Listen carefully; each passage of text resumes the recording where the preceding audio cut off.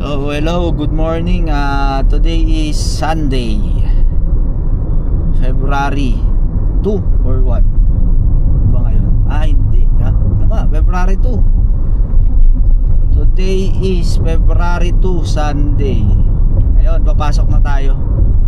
Tapos na nga pala natin yung pagtuturo sa 142 barangay patungkol sa tinatawag naming basic earthquake survival training course or basic survival tools for community na hinatid ng aming opisina. Ngayon tinuro namin kung para saan yung mga gamit sa loob, kung anong kahalagahan nila pagkat dumating yung pinaghahandaan natin na tinatawag na the big one. By the way, nasa kahabaan na nga pala tayo ng congressional. So ngayon, ayan, pakaliwa na tayo ng road 1.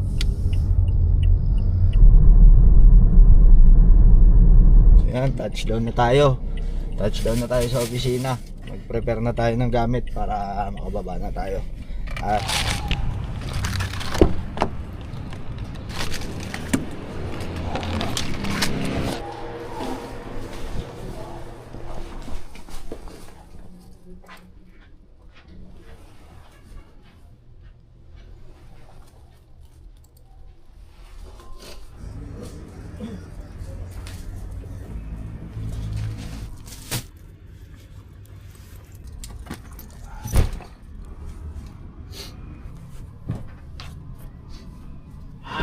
Sarapan na no?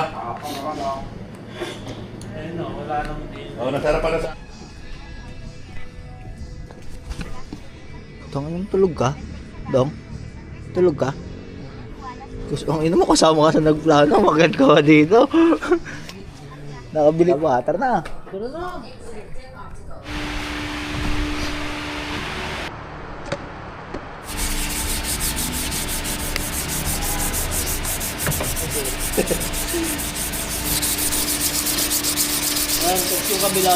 Natutunan namin to sa YouTube University. Baliktarin natin. Ano na? Tang-inas ka. Chrome. Kasi magamit niya kasi masisilaw tayo. Yun yung yun yung kaibigan nyo. Oo, yan yung ayun pa rin yung laman yan. Tingnan mo to. Sobrang parang chrome na dito pero okay. Sa kabila yung dito. Yan o. Kabila. Gas pa. Dong naman, ito yung trip. Kahoy naman yung trip niya. Install pa yan ngayon. Abutin ng isang oras yung install nun eh. Kasi Oras ka ba? lalakad lang yun eh. Papasok sa loob. Uy, apakakinta boy. Gagong tintag na nga pre. Tag na gagi. Wala lang palang ilaw kanina.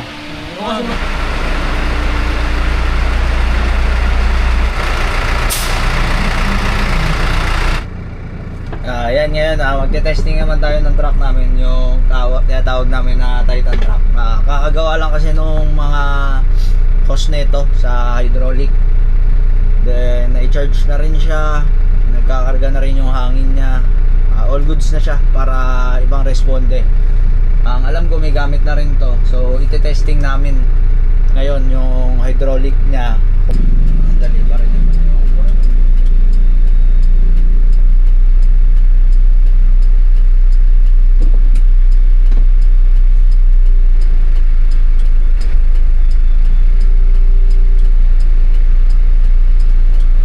Okay, sir.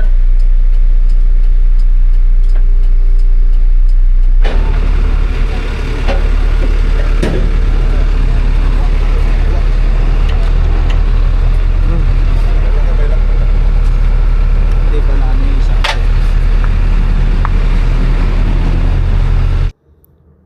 During peacetime, ito yung ginagawa namin, mag-check ng mga sasakyan, maglinis, at mag-maintenance ng mga gamit namin.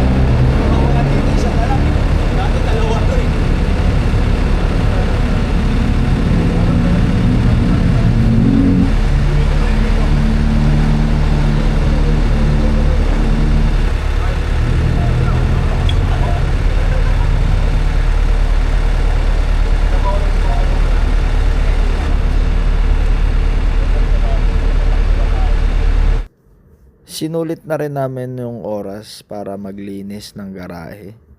Bago namin igarahe yung truck, tapos na rin namin siyang linisan, pati yung mga pickup. So, garahe na namin siya kasi gabi na. So, oras na ng pahinga.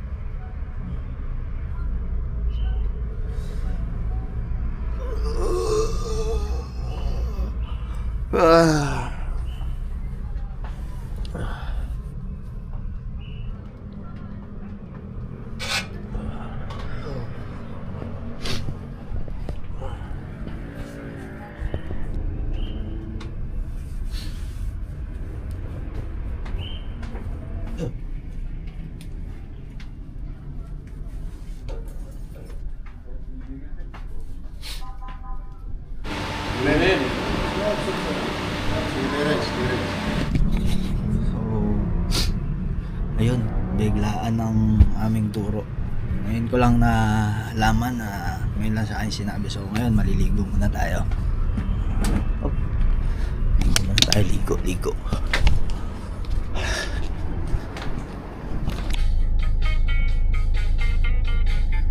Ang Quezon City Government, no? Namigay sa 142 barangays, no? Hindi lang sa barangay, pati yung mga public school, especially yung mga hospital. So, natapos na namin i-orient yung 142 barangays. Metro Manila, din nagtapos ng Laguna. So, ganito. Sarap kayo doon. Paano na? Wala. After ni Sir Kenneth magturo sa Quirino Memorial Medical Center, ako naman na nagturo dito sa Quezon City General Hospital. Hindi na tayo nakapag-video, lobat na yung camera. So, yun, 4:30 PM, pauwi na tayo. Natapos na natin yung dalawang hospital na nakaschedule. Yung QCGH, yung Quezon City General Hospital, tsaka yung QMMC, Quirino Medical Memorial Center. So, may mga nakaschedule bukas sa isang araw hanggang sa 6. Dalawa, ganyan. So, tingnan natin kung anong mangyayari. But for the meantime, dito na natin tatapusin yung video. And kita-kits na lang tayo sa susunod na upload. Ha? Let's go. Bye.